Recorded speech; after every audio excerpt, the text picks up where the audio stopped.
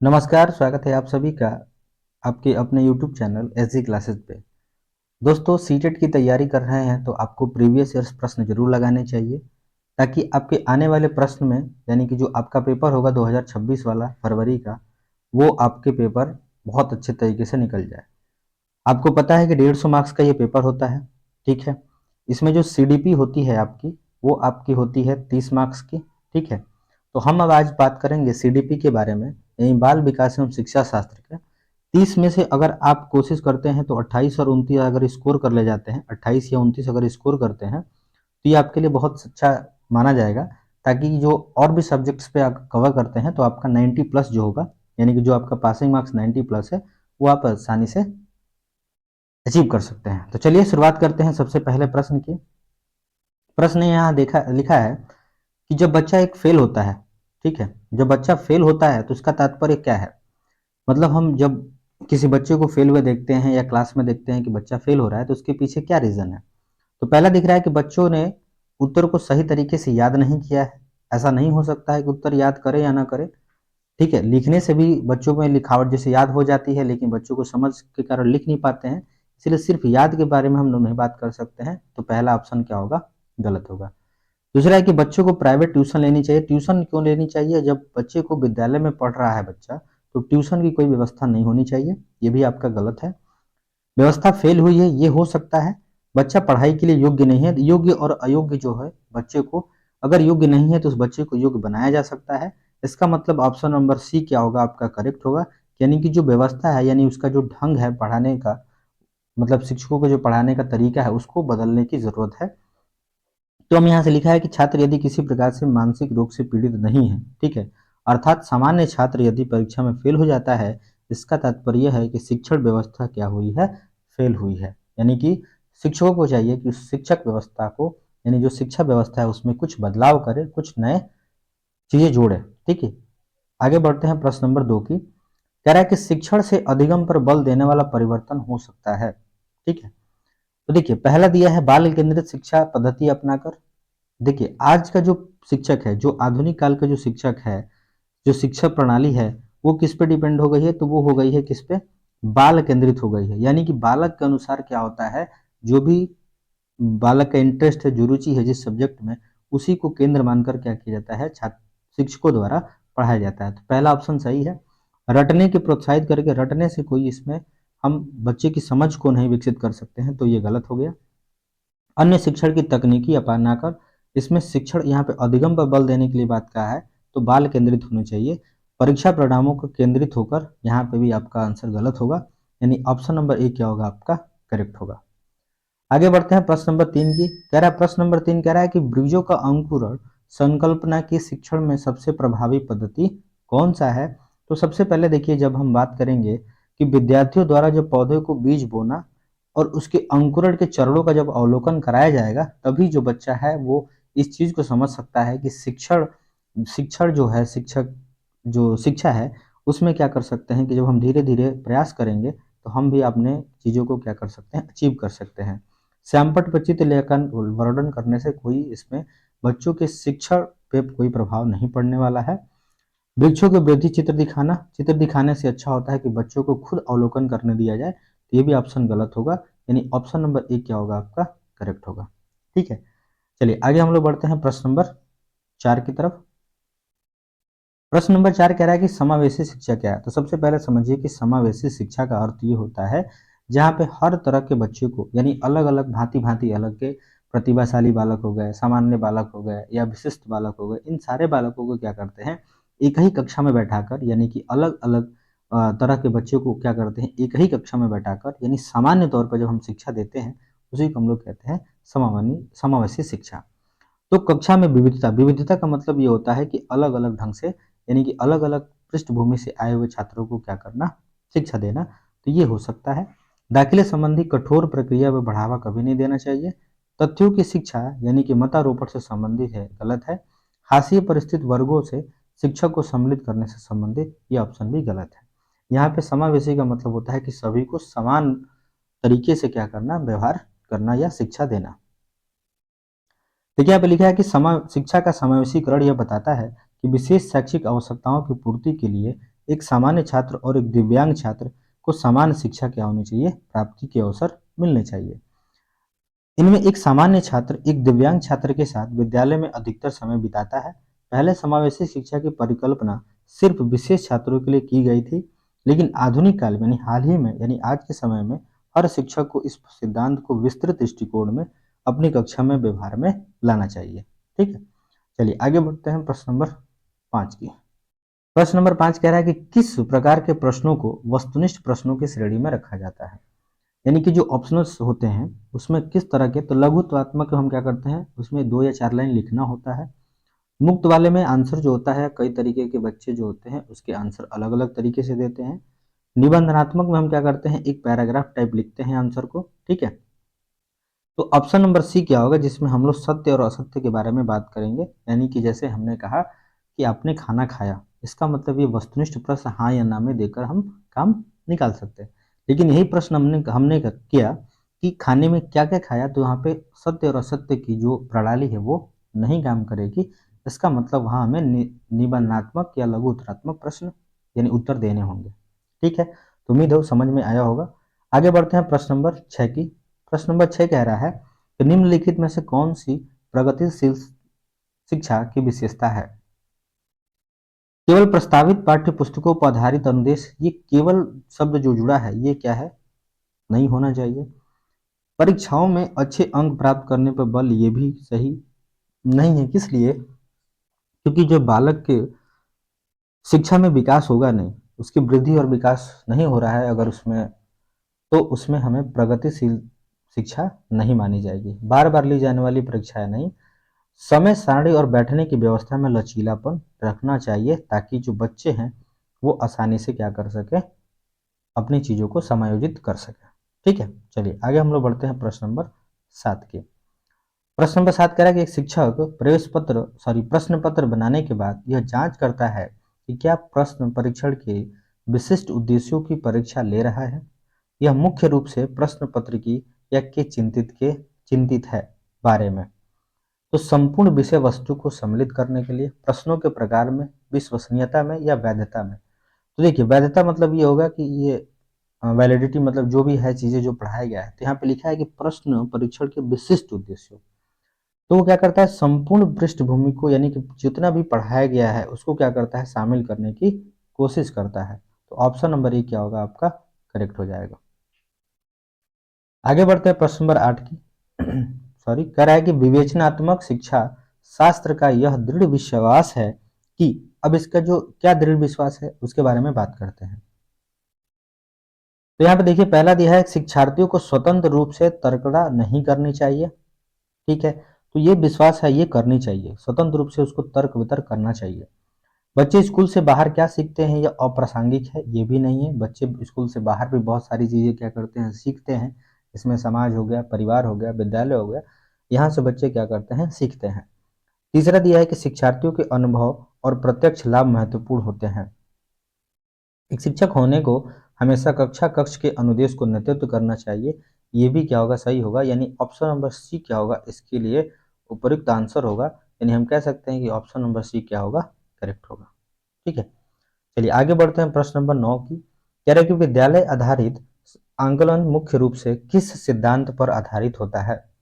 तो पहला दिया है बाह्य परीक्षकों की अपेक्षा शिक्षक अपने शिक्षार्थियों की क्षमता को बेहतर जानते हैं।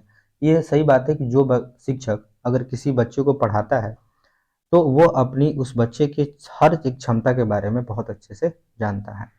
किसी भी कीमत पर विद्यार्थियों को अच्छे अच्छे ग्रेड मिलना चाहिए, ये गलत है। विद्यालय बाह्य परीक्षा निकायों की अपेक्षा ज्यादा सक्षम है, नहीं। आकलन बहुत किफायती यानी मितव्ययी होना चाहिए, ये भी गलत है। यानी कि ऑप्शन नंबर ए क्या होगा आपका, करेक्ट होगा। आगे बढ़ते हैं प्रश्न नंबर 10 की। तरह के शिक्षार्थी व्यक्तिगत भिन्नता प्रदर्शित करते हैं, अंततः शिक्षक को सीखने के विविध अनुभवों को उपलब्ध कराना चाहिए, ये हो सकता है। कठोर अनुशासन बच्चों के ऊपर नहीं लागू करना चाहिए। परीक्षाओं की संख्या बढ़ानी चाहिए, इससे कोई रिजल्ट नहीं बदल सकता है। अधिगम की एक समान गति पर बल देना चाहिए, ये भी गलत है। एक समान गति पर बल नहीं देना चाहिए, क्योंकि बहुत सारे ऐसे बच्चे हैं जिसकी सीखने की क्षमता क्या होती है, धीरे होती है, कुछ बच्चों की तेज होती है। तो हम एक समान गति नहीं कर सकते हैं। तो ऑप्शन नंबर ए क्या होगा आपका करेक्ट हो जाएगा। आगे बढ़ते हैं प्रश्न नंबर 11 की। प्रश्न नंबर 11 क्या कह रहा है? कह रहा है कि निम्नलिखित में से कौन सा विकास का सिद्धांत है, यानी विकास का सिद्धांत क्या कहता है? तो लिखा है कि सभी की विकास दर समान नहीं होती है। ये सही बात है। हर एक बच्चे का विकास दर होता है वो अलग अलग होता है, तो एक समान नहीं होती है, सही बात है। विकास हमेशा रेखीय होती है, गलत है। ठीक है, यह निरंतर चलने वाली प्रक्रिया नहीं है, ये निरंतर चलती रहती है। विकास की सभी प्रक्रियाएं अंतर संबंधित नहीं है, ये सारी की सारी अंतर संबंधित है। यानी हम कह सकते हैं कि ऑप्शन नंबर ए क्या होगा आपका करेक्ट होगा। आगे बढ़ते हैं प्रश्न नंबर 12। कह रहे मानव विकास को क्षेत्रों में विभाजित किया जा सकता है जो है। अब मानव विकास को हम लोग क्या कर सकते हैं, देखिए पहला शारीरिक, फिर संज्ञानात्मक, संवेगात्मक और सामाजिक, ये 4 रूपों में हम क्या कर सकते हैं, विभाजित कर सकते हैं। यानी कि ऑप्शन नंबर 1 क्या होगा सही है। देखिए यहाँ पे समझिए कि मानव का विकास प्रत्येक क्षेत्र में साथ साथ होता रहता है, साथ ही उनमें आपस में सामंजस्य भी स्थापित होता रहता है और वे एक दूसरे के पूरक के रूप में कार्य करते रहते हैं। मनुष्य विकास में सबसे अधिक होता है शारीरिक विकास, है ना। इसमें मानव किसी भी कार्य करने के लिए शारीरिक रूप से क्या होता है, तैयार होना चाहिए। उसके बाद वह उस क्षेत्र के बारे में जानकारी ले और उसे अपने संज्ञान में लाकर उस पर विचार करे। यानी कि पहले उसको जानकारी प्राप्त करे, फिर उस पर विचार करे, बाद में उस पर अपने विचारों को सोच समझकर उसे प्रस्तुत करे। अंत में सामाजिक विकास की आवश्यकता होती है। यानी क्रम से चलेंगे कि पहला, दूसरा, तीसरा और चौथा, तो ऑप्शन नंबर 1 क्या होगा आपका करेक्ट होगा। आगे बढ़ते हैं प्रश्न नंबर 13 की। कह रहा है एक शिक्षिका जो है पाठ्य पुस्तक और फल सब्जियों के कुछ चित्रों का प्रयोग करते हुए अपने विद्यार्थियों से चर्चा करती हैं। विद्यार्थी जानकारी को अपने पूर्व ज्ञान से जोड़ने और पोषण की संकल्पना को सीखते हैं। यह उपागम का आधारित है। ये उपागम है ज्ञान के निर्माण के, यानी कि ऑप्शन नंबर डी क्या है 4। ठीक है, यानी कि इस उपागम से क्या हो रहा है, ज्ञान में निर्माण हो रहा है, यानी ज्ञान ज्ञान में क्या हो रही है, वृद्धि हो रही है। आगे बढ़ते हैं प्रश्न नंबर 14 की। कह रहा है कि जब दो बच्चों की दादी उसे अपनी माँ की गोद से लेती है तो बच्चा क्या करता है, रोने लगता है। बच्चा के कारण रोता है। तो पहला है सामाजिक दुष्टता, संवेगात्मक दुष्टता, अजनबी दुष्टता और यह वियोग। पहला है सामाजिक दुष्टता, संवेगात्मक दुष्टता, अजनबी दुष्टता और वियोग दुष्टता। तो ये हो गया संवेगात्मक, यानी कि वो संवेग यानी भावनाओं से क्या हो रहा है, जुड़ा हुआ है, इसीलिए क्या कर रहा है, बच्चा रोने का काम कर रहा है। आगे बढ़ते हैं हम लोग प्रश्न नंबर 15 की। प्रश्न नंबर 15 कह रहा है कि शिक्षा के संदर्भ में सामाजिकरण से क्या तात्पर्य है। तो अपने सामाजिक मानदंड बनाना, दूसरा है समाज में बड़ों का सम्मान करना, तीसरा है सामाजिक वातावरण के अनुकूल और समायोजन, सामाजिक मानदंडों का सदैव जो होता है अनुपालन करना। तो ऑप्शन नंबर सी क्या है वो करेक्ट होगा कि हमें वातावरण में अनुकूल और समायोजन करना चाहिए, यानी ऑप्शन नंबर सी क्या होगा करेक्ट होगा। आगे बढ़ते हैं प्रश्न नंबर 16 की। कह रहा है कि राज्य स्तर की एक एकल गायन प्रतियोगिता के लिए विद्यार्थियों को तैयार करते समय एक विद्यालय लड़कियों को वरीयता देता है, यह दर्शाता है। तो पहला यह है कि वैश्विक प्रवृत्तियां नहीं, प्रगतिशील चिंतन नहीं, समायोजन उपागम ये होता है लैंगिक पूर्वाग्रह। इसका मतलब वो समझते हैं कि जो लड़कियां हैं वो अच्छी गायन हो सकती हैं, ये लैंगिक पूर्वाग्रह के अंतर्गत आता है। ये ऑप्शन नंबर डी क्या होगा आपका करेक्ट। आगे बढ़ते हैं प्रश्न नंबर 17 पे। करा वाइगोत्स्की बच्चों को सीखने में निम्नलिखित में से किस कारक के महत्वपूर्ण भूमिका पर बल देते हैं। आनुवांशिक, शारीरिक, नैतिक और सामाजिक। तो ये होते हैं सामाजिक, यानी कि ऑप्शन नंबर डी क्या होगा आपका करेक्ट होगा। ठीक है, आगे बढ़ते हैं प्रश्न नंबर 18 की। कह रहा है कि एक शिक्षिका अपने शिक्षार्थियों की विभिन्न अधिगम शैलियों को संतुष्ट करने के लिए विविधतापूर्ण कार्यों का उपयोग करती है। वह प्रभावित है, किन चीजों से प्रभावित है, तो वो गार्डनर के बहुविधि यानी सिद्धांत से प्रभावित है, क्योंकि अधिगम शैलियों को संतुष्ट करने के लिए वैविध्यपूर्ण कर यानी कि अलग अलग तरीकों से क्या करती है, बच्चों को समझाती है। तो क्या होगा, गार्डनर के बहुबुद्धि सिद्धांत के बारे में बात कर रहे हैं। आगे बढ़ते हैं प्रश्न नंबर 19। कह रहा है कि एक शिक्षिका अपने आप में कभी भी प्रश्नों का उत्तर नहीं देती। वो अपने विद्यार्थियों को उत्तर देने के लिए समूह चर्चाएं एवं सहयोगात्मक अधिगम अपनाने के लिए प्रोत्साहित करती है। यह उपागम के सिद्धांत पर आधारित है। किस उपागम के सिद्धांत पे, ये सक्रिय भागीदारिता मतलब ये हुआ कि बच्चे खुद यानी स्वयं क्या करते हैं, उस समस्या में शामिल होंगे और उस चीज को क्या करेंगे, आपस में जब चर्चा करेंगे तो बहुत जल्दी से और बहुत अच्छे ढंग से क्या करेंगे, बच्चे समझ सकते हैं उन चीजों को। ठीक है, तो इसमें क्या है, सक्रिय भागीदारिता, यानी कि जो शिक्षक चाहती है कि बच्चे क्या करें, सक्रिय रूप से क्या करें, उसमें भाग लें। आगे बढ़ते हैं प्रश्न नंबर 20 की, कह रहा है निम्नलिखित में से कौन से शिक्षक से संबंधित अधिगम को प्रभावित करने वाले कारक हैं। तो पहला दिया है कि बैठने की उचित व्यवस्था, दूसरा दिया है शिक्षण अधिगम संसाधनों की उपलब्धता, तीसरा दिया है विषय वस्तु या अधिगम अनुभव की प्रकृति, चौथा दिया है विषय वस्तु में प्रवीणता। तो देखिए यहाँ पे ध्यान से कह रहा है कि संबंधित शिक्षा से संबंधित अधिगम को प्रभावित करने वाले कारक क्या है। तो देखिए जब हम विषय वस्तु की प्रवीणता के बारे में बात करेंगे, यानी कि ऑप्शन नंबर डी जैसे देखा है कि शिक्षा प्रक्रिया में जब शिक्षक अपने विषयों में प्रवीण होता है, यानी कुशलता पूर्वक एकदम दक्षता होता है उसमें, तो वह शिक्षण को अधिक प्रभावी बना सकता है। साथ ही साथ उसे अन्य विषयों के बारे में भी सामान्य ज्ञान होने चाहिए। यानी कि जो शिक्षक अपने एक तरफ से कहें कि विशेषज्ञ होगा अगर किसी सब्जेक्ट का, तो वो उस सब्जेक्ट को बहुत अच्छे ढंग से क्या करेगा, बच्चों को समझा सकता है।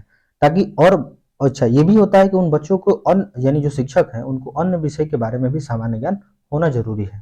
ठीक है, चलिए आगे बढ़ते हैं। प्रश्न नंबर 21 की कह रहा है कि कोलर वर्ग के अनुसार शिक्षक जो होते हैं बच्चों में नैतिक मूल्यों का विकास कर सकता है, धार्मिक शिक्षा को महत्व देकर, व्यवहार के स्पष्ट नियम बनाकर, नैतिक मुद्दों पर आधारित चर्चाओं को उन्हें शामिल करके ये ऐसे चर्चा कर सकता है। नैतिक मूल्यों का विकास हम कब करेंगे, जब नैतिक मुद्दों के बारे में चर्चा करेंगे। ठीक है, कठोर निर्देश देकर कभी नहीं कर सकते हैं, व्यवहार का स्पष्ट नियम बनाकर, धार्मिक महत्व से कोई संबंधित नहीं होगा। यानी कि ऑप्शन नंबर सी क्या होगा आपका, करेक्ट होगा। आगे बढ़ते हैं प्रश्न नंबर 22, कह रहा है कि छोटे शिक्षार्थियों को कक्षा कक्ष में समवयस्कों का साथ अंतः क्रिया करने के लिए प्रोत्साहित करना चाहिए, जिससे क्या कर सके वे एक दूसरे के प्रश्न उत्तर करना सीख सके। नहीं, पाठ्यक्रम को बहुत जल्दी पूरा किया जा सकता है, नहीं, बहुत जल्दी पूरा करने के जल्दी में हम बच्चों को क्या कर सकते हैं, समझाने में या उनकी समझ पैदा करने में प्रॉब्लम कर सकते हैं। ठीक है, तो वे पढ़ने के दौरान सामाजिक कौशल सीख सकते हैं, यानी कि उनके साथ, बच्चों के साथ रह के समाज में कैसे रहना है, ये सारी चीजों के बारे में सीख सकते हैं। ये बेहतर तरीके से नियंत्रित नहीं कर सकते। ठीक है, प्रश्न नंबर 23 कह रहा है कि जब एक निर्योग बच्चा पहली बार विद्यालय जाता है तो शिक्षक को क्या करना चाहिए। पहला दिया है सबसे पहले तो बच्चों के निर्योग्यता के अनुसार उसे विशेष विद्यालय में भेजने का प्रस्ताव देना चाहिए। नहीं, कभी नहीं, क्योंकि जो बच्चा निर्योग है, यानी कि योग्य नहीं है उस चीज के, तो हमें योग्य बनाने चाहिए, ना कि उसे अलग विद्यालय में भेजना चाहिए। पहला कैंसिल। उसे अन्य विद्यार्थियों के साथ रखना चाहिए, गलत। सहकारी योजना विकसित करने के लिए बच्चों को माता पिता के साथ चर्चा करनी चाहिए। प्रवेश परीक्षा लेनी चाहिए, नहीं, यानी कि ऑप्शन नंबर सी क्या होगा आपका, करेक्ट होगा।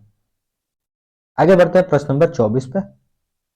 प्रश्न नंबर 24 कह रहा है कि प्याजे के संज्ञानात्मक विकास के चरणों के अनुसार इंद्रिय गामक यानी संवेदी जो प्रेरक अवस्थाएं हैं किसके साथ संबंधित हैं।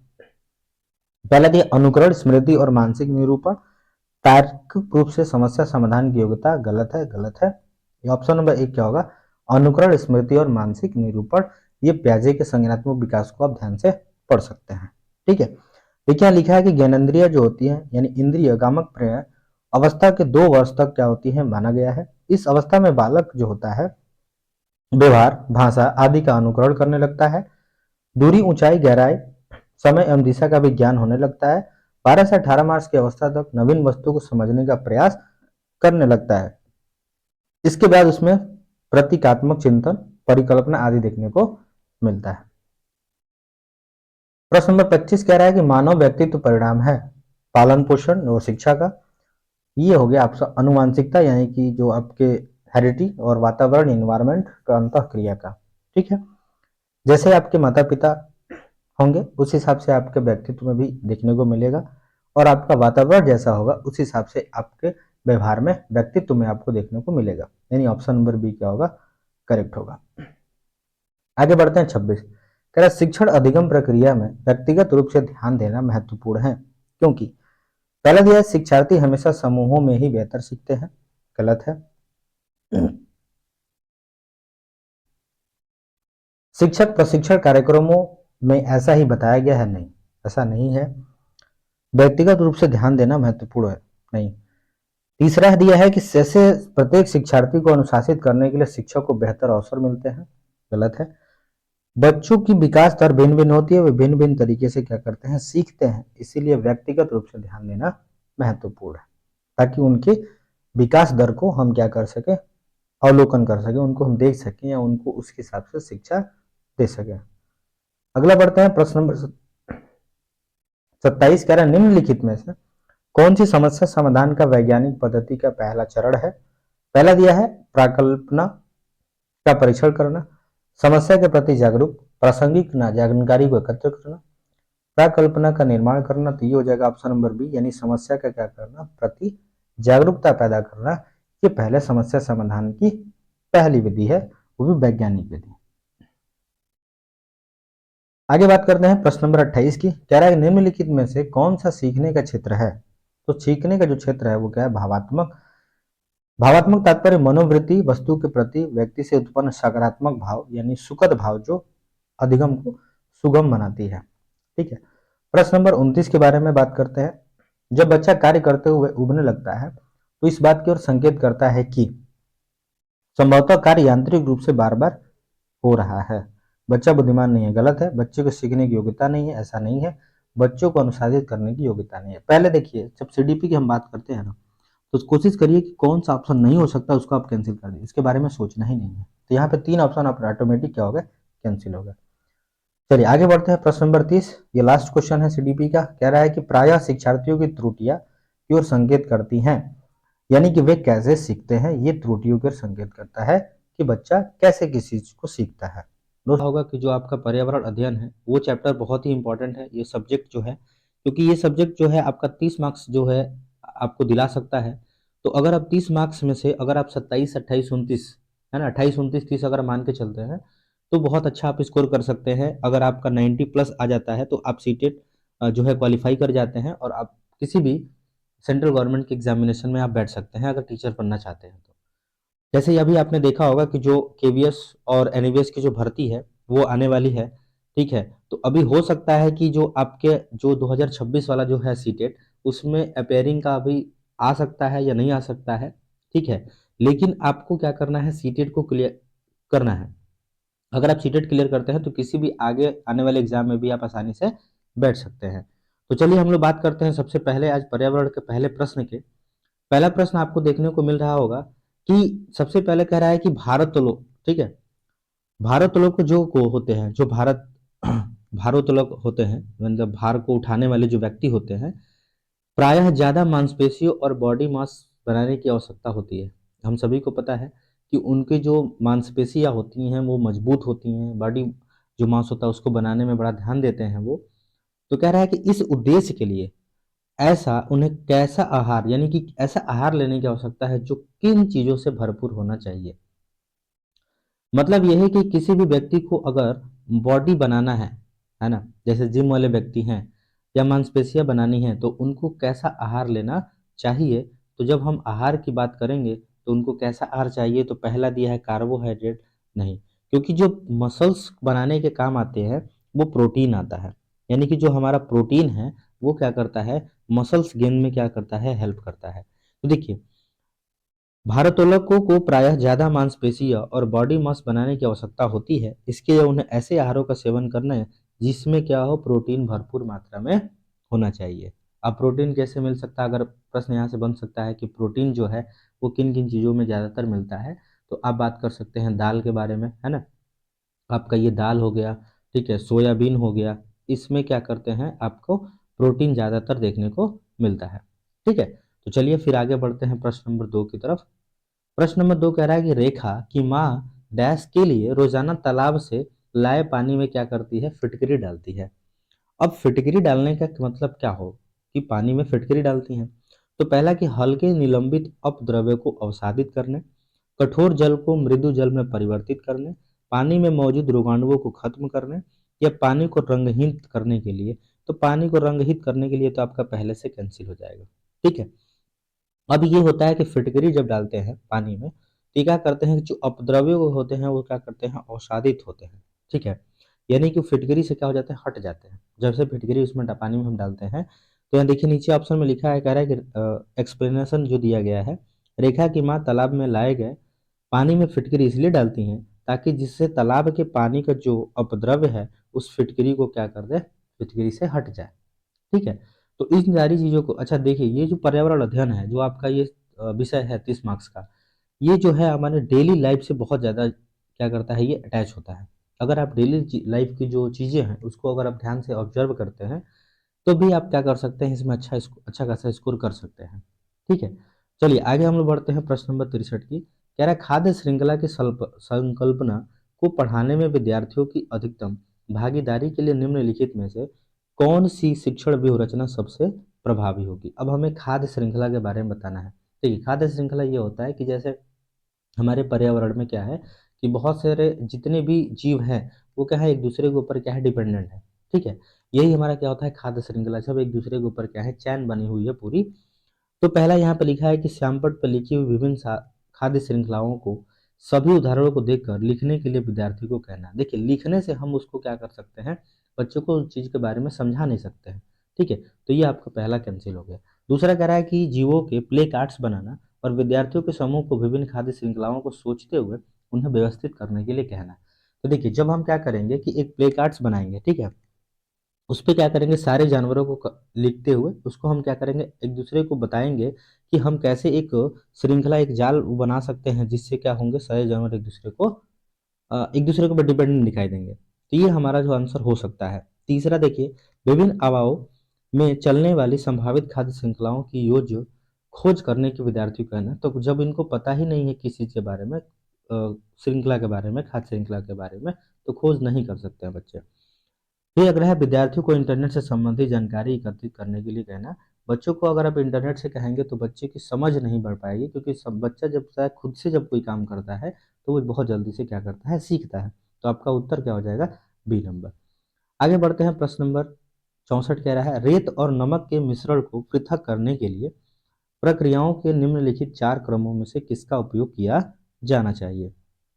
देखिए रेत और नमक है ना, हम सभी को पता है कि रेत जो होती है वो ऐसा चीज है जिसको अगर हम पानी में घोलते हैं, ठीक है, या नमक को हम क्या करते हैं, पानी में घोलते हैं, ठीक है, बालू के साथ मिक्स करके, तो नमक तो घुल जाता है लेकिन जो बालू होगा वो क्या होगा, यानी रेत जो होगी वो क्या होगी, जमीन यानी कि सतह के नीचे जाकर क्या हो जाएगी, बैठ जाएगी। तो सबसे पहले अगर हम देखें तो अगर नमक को प्राकृतिक 4 क्रमों में देखा जाता है तो पहला क्रम देखिए, वाष्पन, अवसादन, निस्तारण या निस्यंदन। तो सबसे पहला तो निस्यंदन होना चाहिए। तो यहाँ तो ऑप्शन चौथे में दिया है, इसमें भी चौथे में दिया है, ये कैंसिल हो गया। अब यहाँ से पहला अवसादन देखिए लास्ट में होना चाहिए, क्यों, क्योंकि जब हम जैसे ये है जैसे, ठीक है, अब इसमें हमने क्या किया कि पानी भर के इसमें ये पूरा अपना पानी भरा और पानी भर के क्या किया, इसको मिक्स कर दिया सारा चीजों को। तो कुछ देर बाद क्या होगा कि जो बालू के जो कण होंगे है ना, ये कण जो होंगे वो कहाँ जाएंगे, नीचे आके धीरे से क्या हो जाएंगे, बैठ जाएंगे। तो इसको हम लोग अवसादी कहते हैं। ठीक है। जब ये जमते शुरू कर देते हैं तो इनको हम अवसादन कहते हैं। तो ये प्रक्रिया जो हो रही है लास्ट में होगी, है ना। क्यों, क्योंकि पहले जब हम उसमें पानी में मिक्स करेंगे, ऐसे मिक्स करेंगे तो सारा चीज होगा। तो अवसादन की प्रक्रिया होगी सबसे लास्ट में। तो ये लास्ट में दिया है 4 नंबर। इसका मतलब हमारा ऑप्शन जो होगा वो कौन सा सही होगा, तो डी नंबर ऑप्शन क्या हो जाएगा, सही हो जाएगा। आगे बढ़ते हैं प्रश्न नंबर 65 की। कह रहा है एक विज्ञान शिक्षिका श्वसन प्रकरण बढ़ाने के बाद परीक्षा का आयोजन करती है। ठीक है। यह देखती है कि अधिकांश विद्यार्थी श्वसन में सांस लेने के बीच अंतर को नहीं समझाते हैं। यह किसके कारण हो सकता है। अच्छा समझिए ध्यान से कि जब हम इस पर्यावरण अध्ययन को करते हैं ना, तो प्रश्न बहुत होते हैं, लेंदी लेंदी होते हैं। या सीडीपी की हम बात करें तो जो होगा वो लेंदी होगा, ताकि आप पढ़ेंगे उसमें क्या होगा, एनालाइज करेंगे जब, तो आपका टाइम खराब होगा। तो जब तक आप प्रैक्टिस नहीं करेंगे तब तक आप इस चैप्टर को या इस सब्जेक्ट को क्या होता है, या सीटेट का जो है उसको आप जल्दी क्लियर नहीं कर सकते हैं, है ना। अगर आपको एक बार में क्लियर करना है तो सबसे पहले एनालिसिस करना सीखिए और प्रश्न को तेजी से पढ़ना और उसको पढ़ते हुए समझते के साथ चलना चाहिए। देखिए यहाँ पे श्वसन की जो प्रकरण कराई गई है, ठीक है, सबसे पहले यह उनकी कक्षा के अध्यापक नहीं, ऐसा नहीं हो सकता है कि अध्यापिका है, क्योंकि हमें बोला है ना कि विज्ञान की शिक्षिका है, तो अध्यापिका नहीं है, ये तो बात ही नहीं बनती। पहला आपका कैंसिल। सबसे पहले कैंसिल करना सीखिए। हमें आंसर नहीं ढूंढना है कि आंसर कौन सा होगा, हमें पहले ये ढूंढना है कि आंसर कौन सा नहीं होगा। अगर जो नहीं होगा उसके बारे में हमें सोचना ही नहीं है। अब हमारे पास बचते हैं 3 ऑप्शन। दूसरा देखते हैं, विद्यार्थी प्रश्न को सही तरीके से नहीं समझ सके। अब देखिए यहाँ पे प्रश्न के बारे में वो नहीं कह रहा है, वो इनके बारे में सिलसिला अंतर नहीं समझ पा रहे है ना, तो प्रश्न से यहाँ पे रिलेटेड नहीं है। शिक्षिका की कक्षा में प्रायः बहुत अनुशासनहीनता रहती है, यहाँ पे उसने अनुशासन के बारे में कुछ बात ही नहीं कहा है। तो कक्षा में प्रभावी तरीके से संकल्पना की व्याख्या नहीं कर सकी है। इसका मतलब ये हुआ कि जो शिक्षिका पढ़ा रही है वो उन्होंने बहुत अच्छे तरीके से या बहुत अच्छे ढंग से या बहुत अच्छी विधि से उन्होंने बच्चों को समझा नहीं सके। अगर बच्चों को समझा देती हैं तो बच्चे कुछ ना कुछ उस पर टिप्पणी जरूर कर सकते हैं। ये आपका उत्तर हो जाएगा ऑप्शन नंबर डी, आपका क्या हो जाएगा, करेक्ट हो जाएगा। ठीक है, आगे बढ़ते हैं प्रश्न नंबर 66 की। कह रहा निम्नलिखित में से भोजन बनाने का कौन सा तरीका सबसे अच्छा है। अच्छा देखिए, पहला सब्जियों को काटना, तब उसे तब उन्हें चलते पानी में धोना। ठीक है, अब देखिए सब्जियों को काटने के बाद धोए। ठीक है, तो बहुत सारे ऐसे सब्जी होती हैं जो क्या करते हैं, काट के आप नहीं धो सकते। ठीक है, तो पहला ऑप्शन क्या हो जाएगा, गलत, क्योंकि यहाँ पे स्पेसिफिक किसी एक सब्जी के बारे में नहीं कहा है, हमने हमसे कहा रहा है सब्जी के बारे में। तो बहुत सारी सब्जियां होती हैं जैसे भिंडी हो गए, ये सारी जो होती हैं इसको पहले धुला जाता है फिर काटा जाता है। सब्जियों को काटने और पकाने से पहले उन्हें कुछ समय के लिए धूप में रखना। धूप में रखने का क्या मतलब है यहाँ पे, बैक्टीरिया नष्ट होने के लिए सब्जियों को गहरा तलते हुए पकाना। जब यही बैक्टीरिया को नष्ट करना ही होगा जो हमारे लिए फायदेमंद है, अगर उसको हम नष्ट ही कर देते हैं तो हमारे लिए क्या है, फायदेमंद होगा। तो क्या चौथा ऑप्शन बचता है कि सब्जी को अच्छी तरह से पहले धोना चाहिए, फिर क्या करना चाहिए, उसको काटना चाहिए, ताकि जो उसके जो पोषक तत्व हैं वो हमारे लिए क्या हो जाए, हेल्पफुल हो जाए।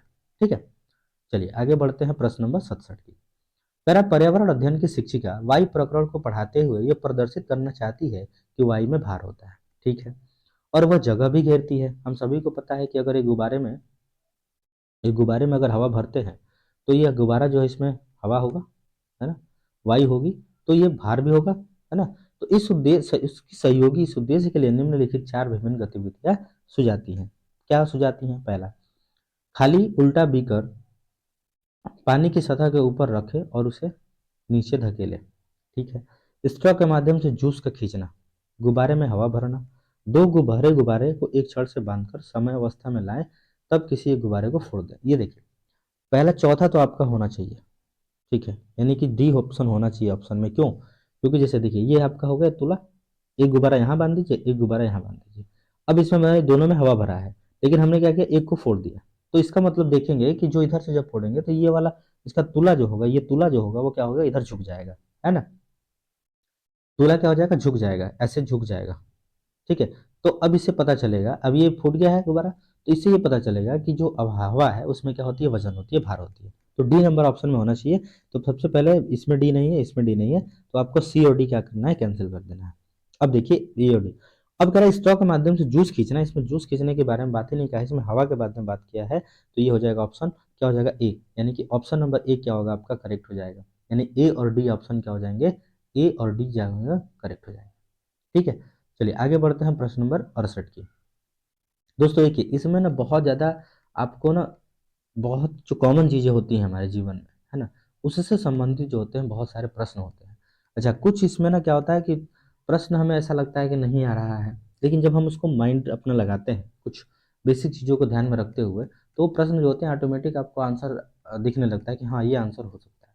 ठीक है, तो आपको पहली बात तो पेपर छोड़ के नहीं आना है ना, सारे प्रश्न जो है अटेम्प्ट करने हैं।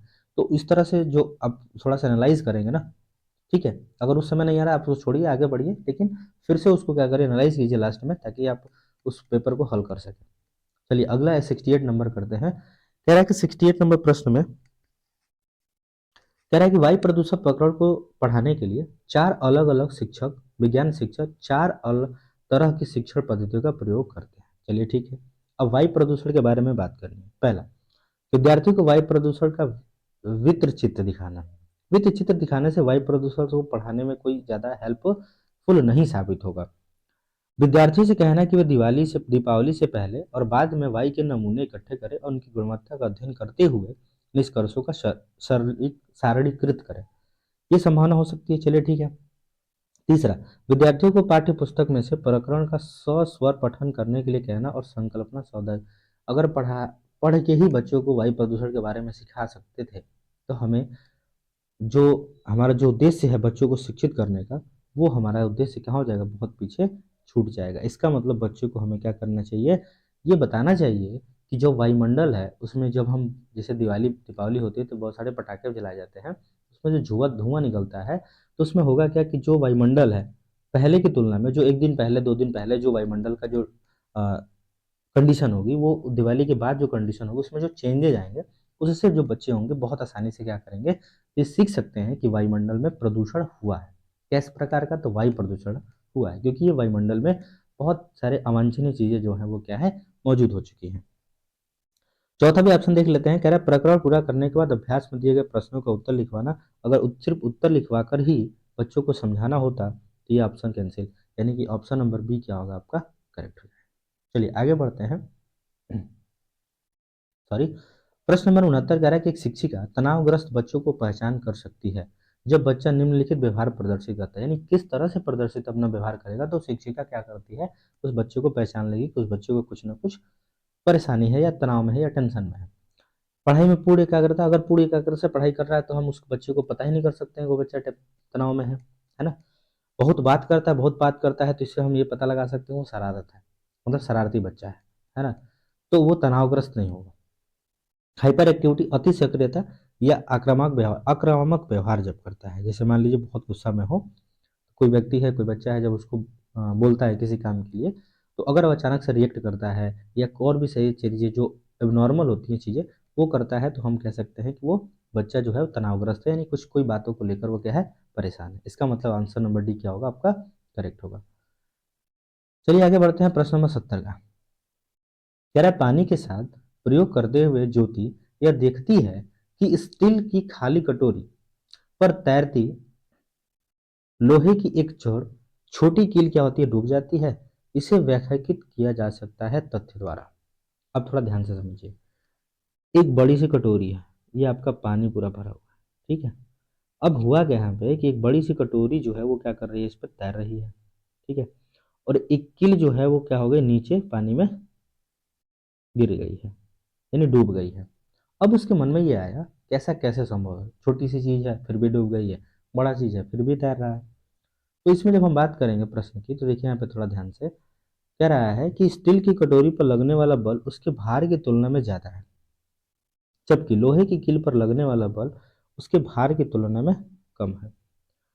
लोहे की कील पर लगने वाला बल भार की तुलना में ज्यादा है, जबकि स्टील की कटोरी पर लगने वाला बल उसके भार में तुलना में कम है। लोहा जो है पानी की तुलना में भारी है और स्टील पानी की तुलना में हल्का है, तो ये प्रश्न गलत है। लोहा जो है पानी की तुलना में हल्का और स्टील की तुलना में भारी, ये दोनों ऑप्शन तो गलत हो गए। हमें देखना है एक और दो में। क्या कह रहा है कि स्टील की जो कटोरी पर लगने वाला जो बल है उसके भार की तुलना में, अब देखिए जो कटोरी होगा उसका जो भार होगा, ठीक है, और जो उस पर बल लगेगा, है ना, पानी में जो बल लगेगा उससे क्या होगा, भार की तुलना में ज़्यादा होगा, यानी कि ऑप्शन नंबर ए क्या होगा आपका, करेक्ट हो जाएगा। ठीक है। चलिए आगे बढ़ते हैं प्रश्न नंबर 71 की। प्रश्न नंबर 71 कह रहा है कि निम्नलिखित में से जीवन प्रक्रियाओं का कौन सा युग्म जो है पेड़ पौधे और जीव जंतु दोनों में मिलता है। प्रजनन और भोजन, प्रजनन अंकुरण, वृद्धि और अंकुरण, प्रजनन वृद्धि और प्रजनन, वृद्धि और भोजन बनाना। सबसे पहले भो पेड़ पौधे और जीव जंतुओं के जब हम बारे में बात करेंगे, तो यहाँ पे हम पता है कि भोजन बनाना जीव जंतु है, ये पौधे तो अपना भोजन बना लेते हैं, जीव जंतु क्या करते हैं, वो दूसरे पर डिपेंडेंट होते हैं, तो पहले ये चौथा नंबर कैंसिल। यहाँ पे भी भोजन बनाने की बात कर रहा है तो पहला भी कैंसिल। प्रजनन अंकुरण वृद्धि, अब अंकुरण की जो प्रक्रिया होती है वो सिर्फ पौधों में होती है, तो ये ऑप्शन भी आपका गलत हो गया। ठीक है, तो ऑप्शन नंबर कौन सा सही होगा, तो ये होगा ऑप्शन नंबर सी क्या होगा आपका, करेक्ट हो जाएगा। क्यों? क्योंकि वृद्धि होती है सब में, जीव जंतु में भी होती है, उसमें भी होता है। प्रजनन प्रजनन भी होता है, जो दोनों में मिलता है। ठीक है। चलिए आगे हम लोग बढ़ते हैं प्रश्न नंबर 72 की। कह रहा है कि अंजलि को सहेली दांतों में क्षय से बचने के निम्नलिखित 4 तरीके बताती है। पहला तो कह रही है कि दिन में 2 बार ब्रश करिए, तो करेक्ट है। इनेमियल कम ना हो तो इसके लिए ब्रेसिज पहने, ठीक है। मिठाई चॉकलेट और कार्बन डाइऑक्साइड युक्त पेय पदार्थ न ले, सॉरी, ये भी आपका ऑप्शन सही हो रहा है। क्यों? क्योंकि हमसे ये कहा गया है कि उनको मतलब क्षय से बचने के लिए, खराब होना है तो उसमें मिठाई चॉकलेट पदार्थ न ले, ठीक है, सही है। ये भी सही है। मतलब हर खाने के बाद क्या करे, कुल्ला करे, यानी 3 ऑप्शन ये सही होना चाहिए, ए, सी और डी। ऑप्शन नंबर ACD या DCA, यानी कि ऑप्शन नंबर ए क्या होगा आपका करेक्ट हो जाएगा। आगे बढ़ते हैं, प्रश्न नंबर 73 की कह रहा है कि नीचे दिए गए वन आरेख का अध्ययन से यानी जमीन पर रहने वाले जंतु, पानी में रहने वाले जीव जंतु, अंडे देने वाले और जीव जंतु निम्नलिखित में से एक्स में से रखे जा सकते हैं, यानी कौन सा ऐसा जीव है ये चारों जो फॉलो करता है। तो हमको पता है कि मगरमच्छ जो होता है वो चारों चीजें फॉलो करता है, जमीन पर भी रहता है, पानी में भी रहता है, अंडे देने वाला भी है और जीव जंतु भी कहलाता है, तो मगरमच्छ हो जाएगा। चलिए ऑप्शन नंबर 74 कह रहा है कि के लिए मछली घर यानी एक्वेरियम जो बनाया जाता है हवा में वाला पंप रखा जाता है जलीय पौधों को अधिक कार्बन डाइऑक्साइड उपलब्ध कराने के लिए, अधिक ऑक्सीजन को पानी में घुलने देने के लिए। ऑक्सीजन में पानी जब होता ही है उसको और क्या कहता है, जब रखा जाता है उसमें, ताकि ऑक्सीजन क्या करे और उसमें घोल दिया जाए। तो ये ऑप्शन कैंसिल। एक्वेरियम की शोभा बढ़ाने के लिए तो पाइप नहीं है, पानी को साफ करने के लिए नहीं होता है, यानी कि ऑप्शन नंबर बी क्या होगा आपका करेक्ट हो जाएगा। आगे बढ़ते हैं, प्रश्न नंबर 75 की कह रहा है कि एक जो मछली को पहले से उबले लेकिन कमरे के तापमान पर ठंडे किए गए पानी में भरे एक्वेरियम में डाला जाता है तो वह मर जाती है। ऐसा इसलिए होता है क्योंकि मछली जो घर है एक्वेरियम यानी का पानी ऑक्सीजन रहित होता है, मछली द्वारा पीने के पानी योग्य नहीं है, खनिज रहित होता है, मछली के तैरने के योग्य नहीं है। तो ये होगा आपका खनिज रहित नहीं है। ठीक है, खनिज रहित नहीं है, ऑक्सीजन तो रहता ही है उसमें, है ना। मछली द्वारा पानी के योग्य पीने के लिए ऐसा नहीं है, मछली के तैरने योग्य नहीं है, तैरने के लिए पानी ही चाहिए उसको, है ना। तो ऑप्शन नंबर सी क्या होगा आपका करेक्ट होगा। देखिए अब लिखा है जलीय जीव अपने पोषण के लिए जल में पाए जाने वाले खनिज पदार्थों पर निर्भर करते हैं। ठीक है, सही है, क्योंकि जल को उबालने से उसके खनिज क्या हो जाते हैं, नष्ट हो जाते हैं। हमको पता है कि जब भी हम पानी को गर्म कर लेते हैं तो उसमें की जो भी बैक्टीरियाज होती हैं, जो भी चीजें होती हैं वो क्या होती है, मर जाती हैं, खत्म हो जाती है, नष्ट हो जाती है। तो ऐसे जल में अगर हम मछली को डालते हैं तो मछली ऑटोमेटिक क्या हो जाएगी, मर जाएगी। प्रश्न नंबर आपको 76 कह रहा है, निम्नलिखित में से कौन सा चांद की सतह की विशेषता के बारे में सबसे अच्छा वर्णन करता है। पानी नहीं, पर्याप्त हवा, ऊंचे पहाड़। ठीक है, पर्याप्त हवा वहां पे है नहीं, पानी नहीं, गहरे गड्ढे हैं जो भी है, ऊंचे पहाड़ ये हो सकता है, हवा नहीं है, गुरुत्व नहीं है, पानी नहीं है, ऐसा नहीं, गुरुत्व नहीं है, ये कैंसिल, हवा नहीं है, गुरुत्व नहीं है, समतल सतह।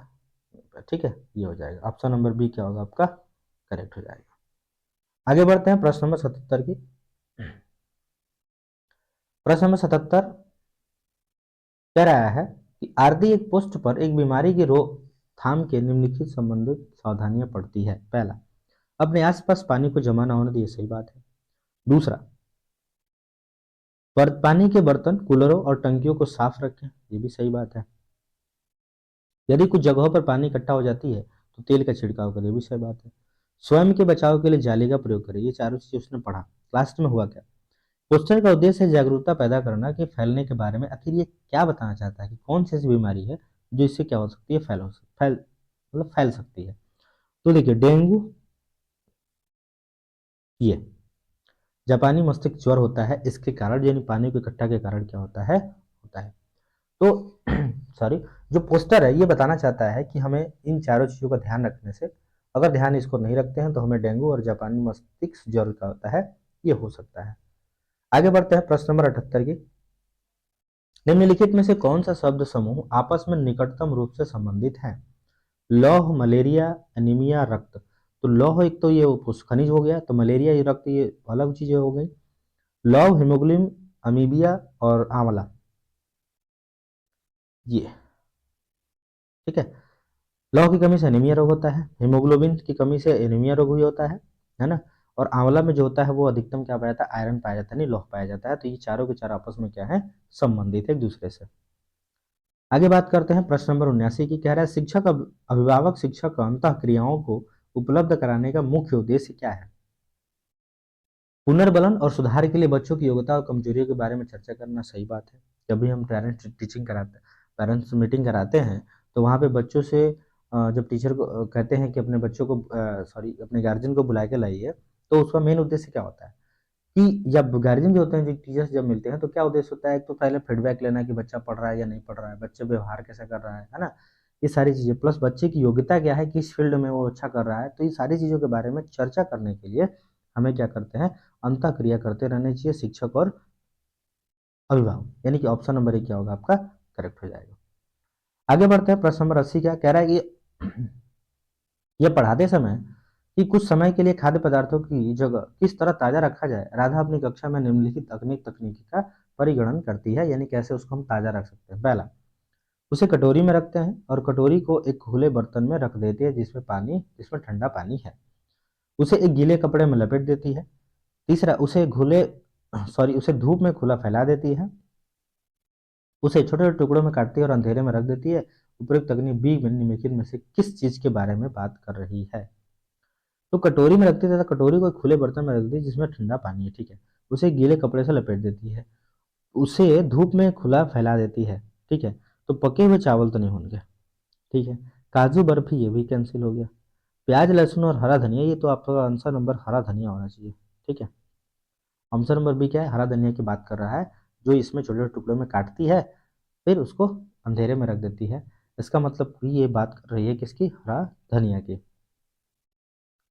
प्रश्न नंबर 81 कह रहा है कि कक्षा 5 के विद्यार्थियों को घर्षण प्रकरण पढ़ाते समय शिक्षिका ये समझाने के लिए उदाहरण देती है कि घर्षण हमारे लिए कई तरीके से उपयोगी है। फ्रैक्शन के बारे में बात हो रही है कि शिक्षिका बता रही है कि फ्रैक्शन जो है हमारे जीवन में कैसे काम आता है या उसकी क्या हमारे जीवन में उपयोगिता है। तो कह रहा है कि उसके द्वारा निम्नलिखित उदाहरणों में से कौन सा गलत है? क्या गलत है? तो पहला कह रहा है कि हमारे जूते और जमीन के बीच होने वाले घर्षण के कारण हम चल पाते हैं, सही बात है। ऊर्ध्वाधर रूप से फेंकी गई वस्तु घर्षण के कारण हमेशा वापस आती है, नहीं, ये गुरुत्वाकर्षण के कारण आती है। ब्रेक लगाने वाहन रुक जाता है, ये सही बात है। पेन की नोक पर वेपन के बीच घर्षण के कारण हम लिख पाते हैं। तो ऑप्शन नंबर बी क्या होगा आपका? करेक्ट हो जाएगा, यानी कि वो ऑप्शन जो है वो उदाहरण में गलत है। आगे बढ़ते हैं। प्रश्न नंबर 82 कह रहा है कि सभी बड़े शहरों पर भारी संख्या में वाहनों के कारण पर्यावरण प्रदूषण की समस्या का सामना कर रहे हैं। पर्यावरण संरक्षण के लिए शहर के लोग व्यक्तिगत रूप से के माध्यम से अपना सहयोग दे सकते हैं। पहला, आने जाने के लिए सर्वाधिक यातायात व्यवस्था का प्रयोग करें। अक्सर घर से बाहर जाने से बचें, ठीक है। व्यक्तिगत वाहन जैसे स्कूटर कार आदि न रखने। पर्यावरण सुरक्षा सुरक्षित सीमा के लिए व्यक्तिगत वाहन के ईंधन को नियमित रूप से जांच करवा ले। तो सबसे पहले क्या होना चाहिए कि बड़े बड़े शहरों में सड़कों पर भारी संख्या में वाहनों के कारण पर्यावरण प्रदूषण की समस्या बढ़ रही है।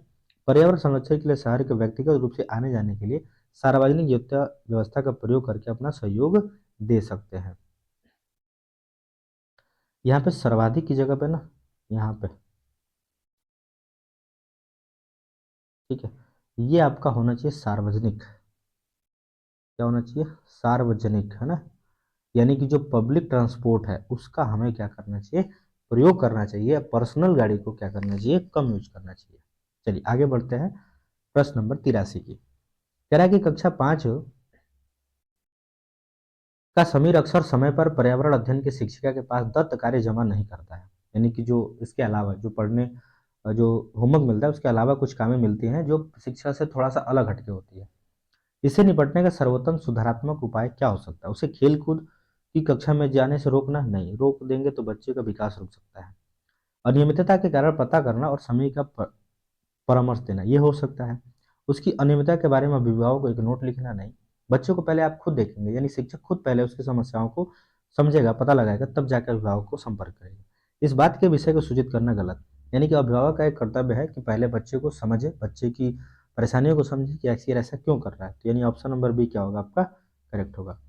आगे बढ़ते प्रश्न नंबर 84 कह रहा है कि वायु हर जगह है। प्रकरण को पढ़ाते समय एक शिक्षक विद्यार्थी से निम्नलिखित प्रश्न पूछता है। पहला,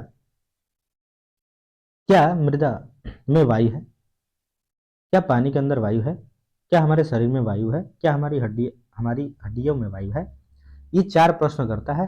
फिर कहता है कि शिक्षक शिक्षार्थियों को निम्नलिखित में से कौन सा कौशल का प्रयास कर रहा है? अब पहला, चिंतन कौशल का नहीं, अवलोकन, यानी कि जब हमारे आसपास वो चीजों को देखेगा तो उसको क्या करेगा? अवलोकन करेगा, उसको समझेगा क्या हमारे पास है ना, क्या वायु है कि नहीं है। तो ऑप्शन नंबर सी क्या होगा आपका? करेक्ट। आगे बढ़ते हैं। प्रश्न नंबर 85 कह रहा है कि एक कक्षा में औसत से कम वाले 4 विद्यार्थी हैं। उन्हें अन्य विद्यार्थियों के समान लाने के लिए निम्नलिखित में से कौन सी व्यूह रचना सबसे प्रभावी होगी? पहला, यदि उनके अधिगम के कमजोर क्षेत्रों को पहचान करना और उनके अनुसार सुधारात्मक उपाय उपलब्ध कराना, ये हो सकता है। आगे, यह सुनिश्चित करना कि वे नियमित रूप से विद्यालय आए। देखिए, औसत काम 4 विद्यालय आना से उनके चीज़ों में सुधार नहीं हो सकता है। जब तक हम उसकी कमजोरियों को नहीं पता करेंगे तब तक हम उसके विद्यालय आने से उनकी समस्याओं का समाधान नहीं हो सकता, यानी कि 2 नंबर कैंसिल। उन्हें घर पर करने के लिए अतिरिक्त दत्त कार्य देने से हम उसको बच्चों को समझा नहीं सकते हैं चीज़ें। उन्हें अगली पंक्ति में बैठना और उन्हें काम लगातार पर्यवेक्षण करना, ये भी गलत है। उन्हें पहले कमजोरियों का पता लगाना, फिर उनका सुधारात्मक उपाय करना। आगे बढ़ते हैं प्रश्न नंबर 86। एक संतुलित प्रश्न पत्र बनाने के लिए निम्नलिखित चरणों के क्रम में से कौन सा तरीका सही तरीका है? सबसे पहले क्या होना चाहिए? डिजाइन तैयार करना, प्रश्न लिखना, अंक योजना तैयार करना, ब्लूप्रिंट से मिलान करना। नहीं, ब्लूप्रिंट पहले ही बनाया जाता है, लास्ट में नहीं। प्रश्न लिखना और उसका संपादन करना, डिजाइन से मिलान करना यानी ब्लूप्रिंट रूपरेखा तैयार करना, अंक योजना करना, ये भी कैंसिल। प्रश्न लिखना, पहले सबसे पहले डिजाइन तैयार करना है कि हमें क्या करना है, ब्लूप्रिंट तैयार करना है कि कितने प्रश्न कैसे देना है, किन किस प्रश्न चैप्टर से उठाना है प्रश्न को, फिर प्रश्न लिखना, फिर उनका संपादन करना, फिर लास्ट में अंक योजना करना कि कौन सा प्रश्न कितने नंबर का होगा और टोटल पेपर जो होगा हमारे कितने मार्क्स का होगा। तो ऑप्शन नंबर डी क्या होगा आपका? करेक्ट हो जाएगा।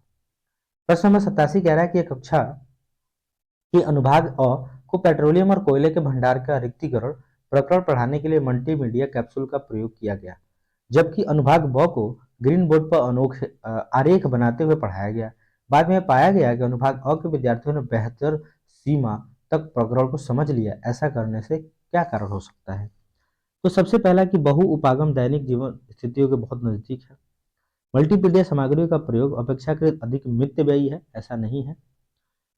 दृश्य शब्द, ये वाला जो ऑप्शन है कि दृश्य शब्द बेहतर इंद्रियां शामिल करती है। जैसे आप मूवी देखते हैं किसी चीज के बारे में, तो उसको हम क्या करते हैं, बहुत तेजी से क्या करते हैं, उसको अपने दिमाग में बैठा लेते हैं। दिमाग जो होता है बहुत जल्दी से उसको क्या करता है, कैच कर लेता है। तो दृश्य शब्द सामग्रियां जो होती हैं, जैसे टीवी हो गया, रेडियो, सॉरी रेडियो नहीं कह सकते, टीवी हो गया, मोबाइल्स हो गए, ये सारी चीजें जब हम देखते हैं और चीजों को सुनते हैं तो हम क्या करते हैं, बहुत जल्दी उस चीज को हमारा माइंड क्या करता है, कैच करता है। ठीक है, चलिए आगे। इसीलिए ए वाले जो थे वो विद्यार्थी बेहतर थे। ऑप्शन नंबर प्रश्न नंबर 88 तेरा कक्षा में पोषण पृथक्करण की परिचय अधिक प्रभावी तरीके से देने के लिए शिक्षक को विद्यार्थी को अपने टिफिन बॉक्स खोलने, उनकी सामग्री भोजन दिखने के लिए कहना चाहिए, ताकि बाद में शिक्षक को व्याख्या करनी चाहिए। पोषक तत्वों से भरपूर विभिन्न भोजनों का उदाहरण देने से कोई मतलब नहीं है। सैंपट और पाचन तंत्र का आरेख बना देना चाहिए। आरेख बनाने से बच्चों को पोषण के बारे में क्या पता। मानव दांतों के प्रतिरूप दिखाना चाहिए। दांत से और पोषण का कोई लेना देना नहीं है। इसका मतलब ऑप्शन नंबर ए क्या होगा, करेक्ट होगा। 89 कह रहा है कि शामिल करना यानी इंगेज, खोजबीन यानी एक्सप्लोर, व्याख्या करना, एक्सप्लेन, विस्तार देना, इलेबोरेट और मूल्यांकन यानी इवेल्युएट विज्ञान के प्रभावी शिक्षण के 5 ES हैं। ठीक है, सही है। आगे पढ़ते हैं। अंकुरण के लिए आवश्यक स्थितियों की संकल्पना से जुड़े व्यवहारिक अनुभवों को विद्यार्थी को उपलब्ध कराते समय एक विज्ञान शिक्षक जो थे उनमें से गतिविधियां कराने के लिए कहता है। तो सबसे पहले इसमें अब देखिए, पहला बीजों को रात भर पानी में रखें और उसे सूती कपड़े से गीला रखें। 2 दिन बाद बीजों का अवलोकन करें और पाए परिवर्तन का रिकॉर्ड करें। तीसरा कह रहा है कि पुस्तक पढ़ें और दिए गए पत्रक और वर्कशीट पर काम करें। तो इसका मतलब ये होगा, पहला देखिए, पहला में जरा एक्सप्लेन और इलेबोरेट करिए, दूसरा एक्सप्लोर एंड इवेल्युएट कीजिए, तीसरा इंगेज और एक्सप्लोर करिए, इंगेज और इवेल्युएट करिए। तो इवेल्युएट यहाँ पर नहीं कर रहा है, पहले एक्सप्लोर, ये क्या कर रहा है, इंगेज कर रहा है, बच्चों को उसमें इंगेज कर रहा है, फिर क्या कर रहा है, एक्सप्लोर कर रहा है। नहीं कि ऑप्शन नंबर सी क्या होगा आपका, करेक्ट हो जाएगा। चलिए पर्यावरण अध्ययन का लास्ट प्रश्न है, कह रहा है कि भारत में समृद्ध वनस्पति जात और प्राणी जात के बारे में पढ़ाने के बाद विद्यालय द्वारा प्राथमिक कक्षाओं के विद्यार्थियों को रणथंभौर राष्ट्रीय उद्यान ले जाया जाता है। यह विद्यार्थियों की सहायता क्या करेगा? कक्षीय अधिगम के वास्तविक जीवन की स्थिति को जोड़ने का काम, यानी कि जो बच्चे कक्षा में पढ़े हैं उसको जब सामने से चीजों को देखेंगे तो उसको क्या करेंगे, उस कक्षा वाले चीजों को क्या करेंगे, जोड़ेंगे, ताकि बहुत अच्छे से प्रश्न को समझ सके। यानी कि ऑप्शन नंबर ए क्या होगा आपका, करेक्ट होगा। तो दोस्तों ये रहा पर्यावरण अध्ययन, जो आपका 30 मार्क्स का पेपर होता है। ये प्रीवियस ईयर्स का प्रश्न था। अगर आप प्रीवियस ईयर्स को भी सॉल्व करते हैं तो बहुत सारे प्रश्न जो होंगे आपको रिपीट करने को दिखेंगे, मिलेंगे। और आपने एक चीज खास नजर दी होगी, तो ये जो सारे प्रश्न हैं, देखिए ये प्रकरण वाले जितने प्रश्न हैं, हमको लग रहा है 5 या 6 प्रश्न जो है आपके प्रकरण से संबंधित है। वायु प्रदूषण हो गया, ये सारी चीजें हैं। तो दोस्तों आप ना ऐसे तैयारी करिए जो मेन मेन टॉपिक, हमें बहुत ज्यादा पढ़ना नहीं है, हमें मेन टॉपिक क्या करना है, एग्जाम निकालना है ना। तो दोस्तों आप तैयारी में लगे रहिए और हमारे चैनल पे जुड़े रहिए, लाइक और शेयर सब्सक्राइब करते रहिए। फिर मिलते हैं आपको नए वीडियो के साथ, तब तक के लिए धन्यवाद।